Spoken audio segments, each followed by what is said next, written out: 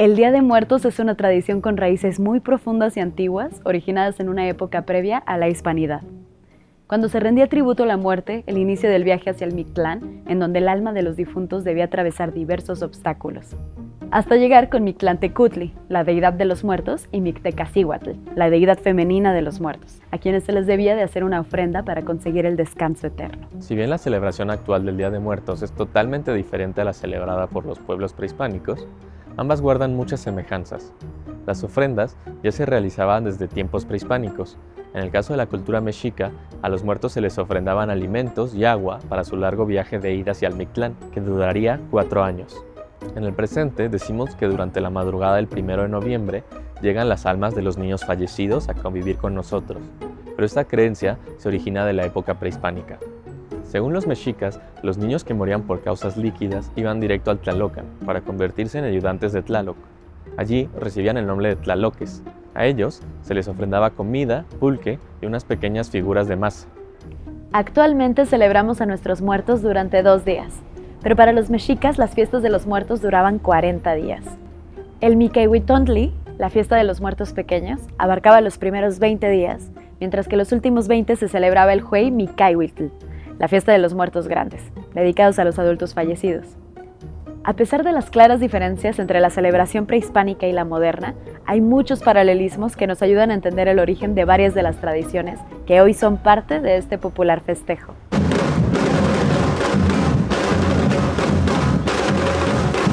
Uno de los personajes que se han vuelto indispensables en el Día de Muertos moderno es la Catrina, un símbolo popular de la muerte que curiosamente no surgió como parte de esta fiesta nacional.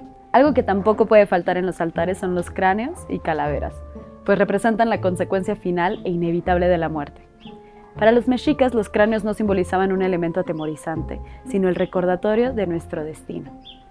Y este símbolo se encontraba muy presente en su vida cotidiana. Por ejemplo, en los Zopantli, que eran torres de cráneos de los enemigos en el centro de Tenochtitlán, o en los códices, e incluso en Mictlantecutli, el dios de la muerte, quien era representado como un esqueleto. A lo largo del siglo XX, el Día de Muertos fue más que nada una tradición religiosa. La importancia de esta conmemoración a los muertos radicaba en ir a la iglesia y en visitar a los muertos en el panteón, donde se adornaban las tumbas de los seres queridos, con una combinación de elementos prehispánicos como el agua, la flor de cempasúchil, tierra y fuego, con elementos del catolicismo como la cruz, las velas, las oraciones y el agua bendita. Con la llegada de los españoles y la religión católica, la muerte adquirió un carácter más tétrico y tenebroso. Sin embargo, la muerte y los esqueletos trascendieron hasta la época del Porfiriato, cuando el artista José Guadalupe Posadas le dio rostro a las calaveritas literarias y realizó una caricatura de una calavera con un sombrero elegante llamada la Calavera Garbancera. Y en 1947, Diego Rivera realizó el mural Sueño de una tarde dominical en la Alameda Central. En la parte central del mural podemos observar a esta misma calavera parada con vestimenta elegante y un gran porte. Esta calavera recibió el nombre de la Catrina. La cultura mexicana está impregnada desde sus raíces por la idea de la muerte, una idea que tiene distintos orígenes y que ha sobrevivido a innumerables épocas y transformaciones. El sincretismo en el Día de Muertos va más allá de la fusión entre el ancestral culto a la muerte con influencias católicas coloniales. Y es que México está fuertemente influenciado por la cultura estadounidense, y la tradicional festividad del Día de Muertos ha resistido y coexistido junto a la celebración de Halloween en un sincretismo, tal vez único en el mundo. Debido a nuestra proximidad geográfica y conexión histórica y política, el vínculo entre México y Estados Unidos va más allá de lo comercial, económico y social, llegando incluso a la cultura y al entretenimiento, lo cual ha derivado en la integración de prácticas culturales comunes en ambos países. En México existe una larga tradición literaria y fílmica donde se expone la tradición del Día de Muertos.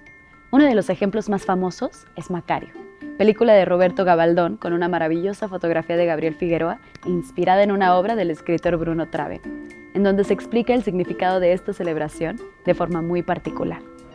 El Día de Muertos en México es celebrado de una manera singular debido a que el mexicano tiene arraigado un sentido muy peculiar de la muerte.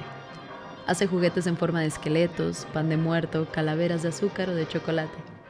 En este día colocan en sus casas ofrendas de flores y alimentos para que sus deudos coman y beban. Sin embargo, la representación del Día de Muertos ha alcanzado un mayor impacto internacional, para bien o para mal, gracias a dos casos muy concretos del cine estadounidense. El antropólogo Guillermo Meneses explica que la globalización y los medios de comunicación generaron dos golpes de efecto que fortalecieron el Día de Muertos. Estamos hablando de las películas Spectre y Coco. La película de James Bond exigía hacer un desfile de Día de Muertos que no existía en la tradición mexicana, el cual coincidió con el regreso del Gran Premio de Fórmula 1 a México.